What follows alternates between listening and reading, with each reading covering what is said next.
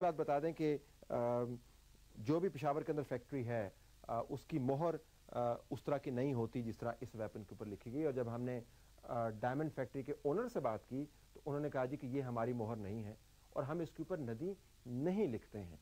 ये न जाने कौन सा वेपन है, ये हमारी फैक्ट्री का इससे कोई ताल्लुक नहीं है। और उसके बाद उन्होंने बाकायदा वेपन हमें दिखाए जिससे साबित हुआ कि ये मोहर उनकी नहीं है।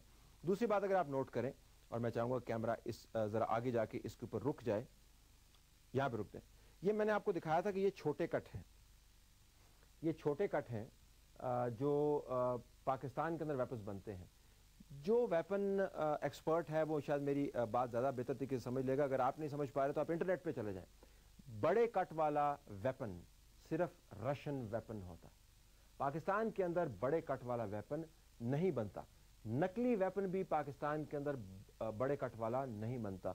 तो जो मेड इन पाकिस्तान पेशावर जो मोहर खोदी की जो वैसे भी नकली है, वो अमली तौर पर और हकीकी तौर पर एक रशियन पिस्तौल के ऊपर लगाई गई है।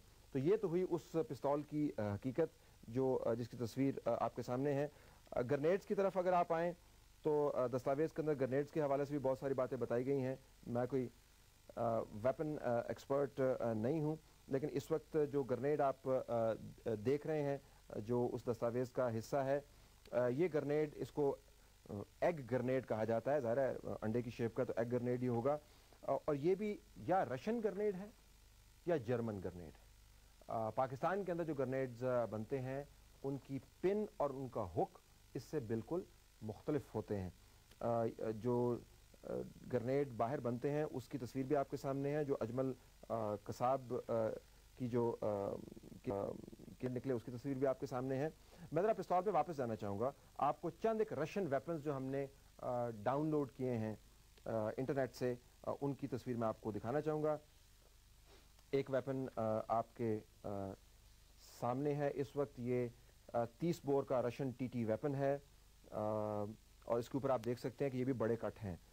फिर एक और 30 बोर का रशियन टीटी रशियन वेपन है, ये भी बड़े कट हैं इसके आपके सामने। एक इनका बड़ा मशहूर मॉडल है मैकारोव रशियन के नाम से, इसके भी बड़े कट हैं। और फिर 9mm रशियन वेपन जो है इसके भी बड़े कट हैं। बड़े कट वाला वेपन सिर्फ रशियन वेपन है, वो पाकिस्तानी वेपन है बिल्कुल नहीं है, और ना ही पाकिस्तान के अंदर इसका रेप्लिका बनता है। हम उस दस्तावेज़ का तज्जिया आपके सामने पेश कर रहे हैं जो हिंदुस्तान ने बतौर शवाहिद पाकिस्तान के सामने रखी है, जिसके ऊपर हिंदुस्तान अपना तमाम केस बिल्ड कर रहा है। This more to come about this document. और एक जो एविडेंस है वो तो इंतहाई दिलचस्प है, हम आपके सामने डेमो देंगे वेपन की तरह। और जैसे आपको मालूम होगा कि इस दस्तावेज़ के अंदर कितने झोल हैं, कितना झूठ है, कितना फैक्ट्स को ट्विस्ट किया गया है और क्या क्या चीज़ें इसके अंदर भरी हैं, which is unbelievable. Let's take a break है, ब्रेक के बाद मिलेंगे।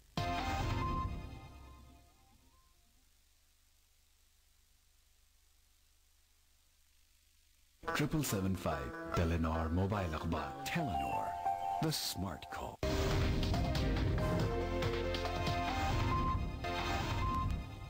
प्रोग्राम में खुशामदीद नाज़रीन। हिंदुस्तान की तरफ से जो दस्तावेज़ सबमिट की गई है पाकिस्तान को एक इंतहाई अहम मोड़ पर इस वक्त ये दस्तावेज़ अहमियत की हामिल हो गई है। और मोड़ ये है कि हिंदुस्तान और पाकिस्तान के ताल्लुकात या ख़राब हो सकते हैं या सही हो सकते हैं। और इसका इन्हिसार उस दस्तावेज़ के शवाहिद या उसके मुस्तरद होने पर है जो हिंदुस्तान ने अपनी तरफ से मुकम्मल केस डोजियर बना के पाकिस्तान के हवाले किए, ये साबित करने के लिए कि पाकिस्तान के अंदर से ये दहशतगर्द आए और अब पाकिस्तान को ये जिम्मेदारी कबूल करनी चाहिए और दहशतगर्दी के नेटवर्क को डिसमेंटल करना चाहिए। मैं चंद एक नुकात आपके सामने और रखना चाहता हूँ इस दस्तावेज़ के हवाले से जो हर किसी को ज़रूर पढ़नी चाहिए, ताकि आपको मालूम हो कि हिंदुस्तान की तरफ से जो एविडेंस सबमिट किए गए हैं उनकी हैसियत क्या है। और ये प्रणब मुखर्जी हों या मनमोहन सिंह हों और हमारे अंदर भी जो चंद एक लोग हैं इदारे लिख रहे हैं कि पाकिस्तान को कोऑपरेट करना चाहिए, अगर उनकी बुनियाद उस दस्तावेज़ पे है जो हम पढ़ रहे हैं तो फिर मेरे ख्याल में हिंदुस्तान का केस ना होने के बराबर है। मैंने अभी ग्रेनेड्स का जिक्र किया था। एक तो एग ग्रेनेड्स हैं, पाकिस्तान के अंदर ऐसे ग्रेनेड्स नहीं बनते, ये रशियन साख्त के हैं या जर्मन साख्त के हैं। दूसरा ये भी है कि दस्तावेज़ के अंदर लिखा गया है कि जो ग्रेनेड इस्तेमाल हुए हैं, इल्ज़ाम उनका ये है, ये वही ग्रेनेड हैं जो बम्बे के अंदर 1993 के हमलों में इस्तेमाल हुए और उसके बाद 2001 में पार्लियामेंट के अटैक में भी इस्तेमाल हुए।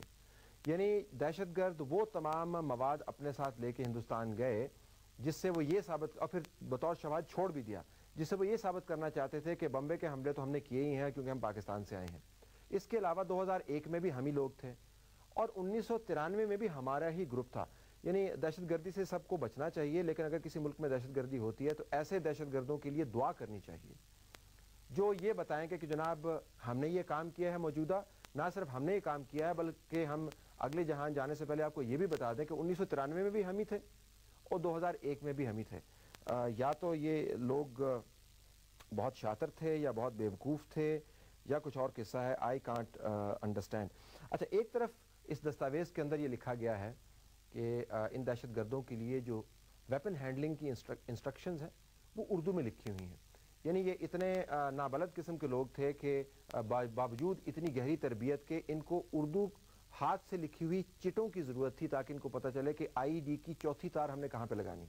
ایک طرف تو یہ دہشت گرد ہیں, دوسری طرف اگر اس ڈاکومنٹ کا آپ صفحہ نمبر 11, 12 اور 13 پڑھیں, جس کے اندر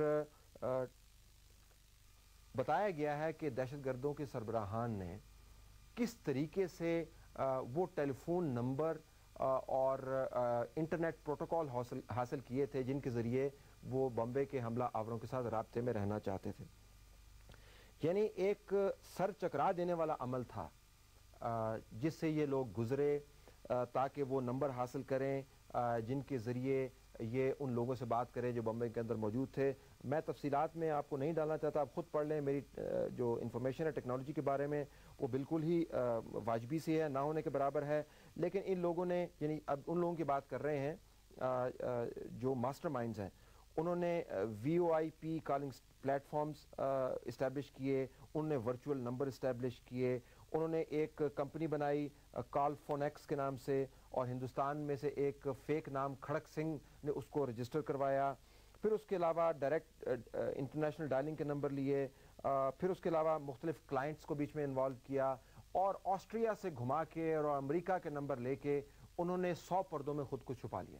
یعنی تمام مقصد اس ایکسرسائز کا یہ تھا کہ جو لوگ اس مشن کو پلان کر رہے ہیں وہ کہیں ظاہر نہ ہو جائیں.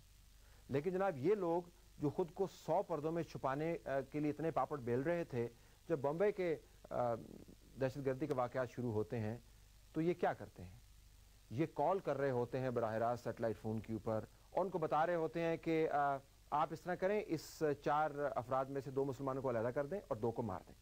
آپ اس طرح کریں کہ فلاں جگہ پر نریمان سینٹر کے اندر یہودیوں کے خلاف ہمارا جہاد ہے, آپ اس جہاد کو جاری رکھیں اور مرنے سے خوف نہ کھائیں. اوبرائے ہوٹل کے اندر ان کو کہہ رہے ہیں کہ دیکھیے تلاش کیجئے گا کہ یہاں پر اگر ہندوستانی وزیر ملے تو ان کو یرغمال بنا لیں اور ان سے جو مرضی اپنی بات منوا لیں. یہ لوگ یا تو اپنے آپ کو 100 پردوں میں چھپانا چاہتے تھے جس کے لیے انہوں نے اتنے پاپڑ بیلے کہ وہ تمام نمبر حاصل کیے جس کا میں نے ذکر کیا, یا پھر خود کو ظاہر کرنا چاہتے تھے. You can't have the same group